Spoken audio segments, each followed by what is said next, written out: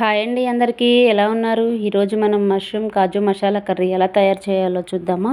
ఒకసారి ఇలా ట్రై చేసి చూడండి. సేమ్ హోటల్లో తిన్న విధంగానే ఉంటుంది. టేస్ట్ చాలా బాగుంటుంది. ఇది వైట్ రైస్, బగారా, రోటీ, చపాతీ దేనిలోకైనా సూపర్ కాంబినేషన్ అండి. ఇలా ఒకసారి ట్రై చేయండి. ముందుగా మనం మష్రూమ్ని క్లీన్ చేసుకుందాము. ఇలా వీడియోలో చూపిస్తున్నట్టు నైఫ్ తోటి పైన ఉన్న పొట్టు తీసుకోవాలి. ఇలా బ్లాక్గా ఉన్నదంతా ఇలా చిన్నగా వస్తుంది.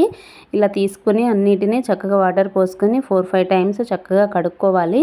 ఎందుకంటే మష్రూమ్లో ఎక్కువ డస్ట్ ఉంటుంది కదా. ఇలా కడుక్కున్న తర్వాత ఇలా వీడియోలో చూపిస్తున్నట్టు 4గా కట్ చేసుకోవాలి. పెద్దగా అయితే 2 ముక్కలుగా సరిపోతుంది. చిన్నవైతే ఇలా 4 చేసుకోండి. ఎందుకంటే మరీ చిన్నగా కట్ చేస్తే కర్రీలో వేసిన తర్వాత మరీ చిన్నగా అయిపోతాయి. అన్నీ చక్కగా ఇలా కట్ చేసుకుందాము. కట్ చేసుకున్న వాటిని ఉప్పు నీళ్ళల్లో వేసుకోవాలి, లేకుంటే బ్లాక్గా అయిపోతాయి. వాటర్ తీసుకోవాలి. వాటర్లో 1 స్పూన్ వరకు సాల్ట్ వేసుకోవాలి. సాల్ట్ వేసుకున్న వాటిలో మనం కట్ చేసుకున్న మష్రూమ్ని వేసుకుందాము. ఇలా ఉప్పు నీటిలో వేయడం వల్ల మష్రూమ్ నల్లపడకుండా ఉంటుంది. ఇలా చక్కగా అన్నీ మునిగేటట్టు వేసుకోవాలి. స్టవ్ వెలిగించుకొని కళాయి పెట్టుకుందాము. 1 స్పూన్ వరకు ఆయిల్ వేసుకోవాలి. ముందుగా మనం మష్రూమ్ని ఆయిల్లో వేయించుకుందాము.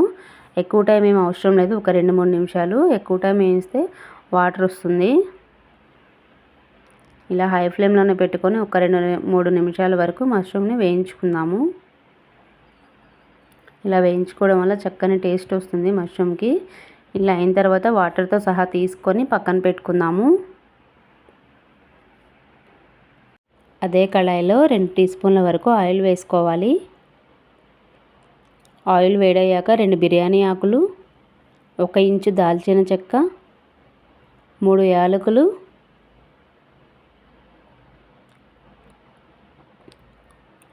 1 స్పూన్ జీలకర్ర వేసుకోవాలి.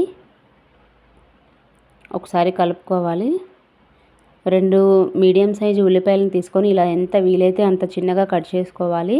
ఎందుకంటే ఇది గ్రేవీ కర్రీ కాబట్టి గ్రేవీ ఎక్కువగా వస్తుంది చక్కగా. ఆలోపు మనం మసాలా తయారు చేసుకుందాము.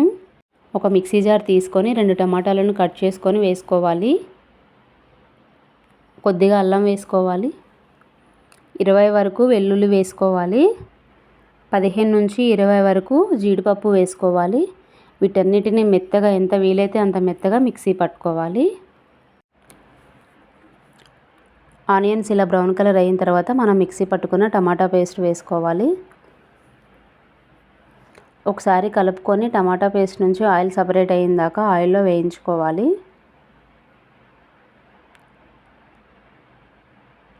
ఇలా ఆయిల్ సపరేట్ అయిన తర్వాత 4-5 పచ్చిమిర్చిని నిలువుగా కట్ చేసుకొని వేసుకోవాలి.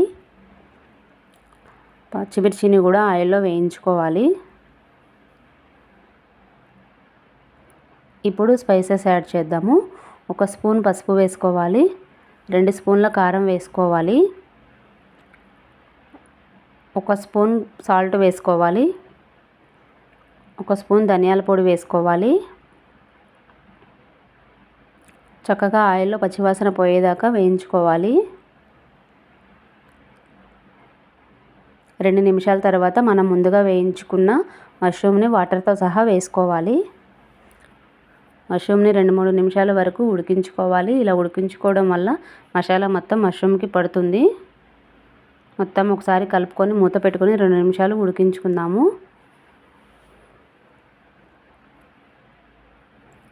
ఇలా ఆయిల్ పైకి తేలిన తర్వాత గ్రేవీకి కావలసినన్ని వాటర్ పోసుకుందాము.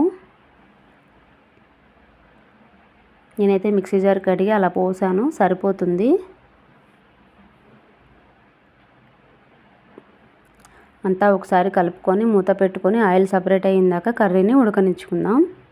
ఆలోపు మనం జీడిపప్పు వేయించుకుందాము. స్టవ్ వెలిగించుకొని కళాయి పెట్టుకోవాలి. 1 స్పూన్ నెయ్యి వేసుకోవాలి. 20 వరకు జీడిపప్పు వేసుకొని వేయించుకుందాము. సిమ్లో పెట్టుకొని గోల్డ్ కలర్ వచ్చేంత వరకు జీడిపప్పు వేయించుకోవాలి.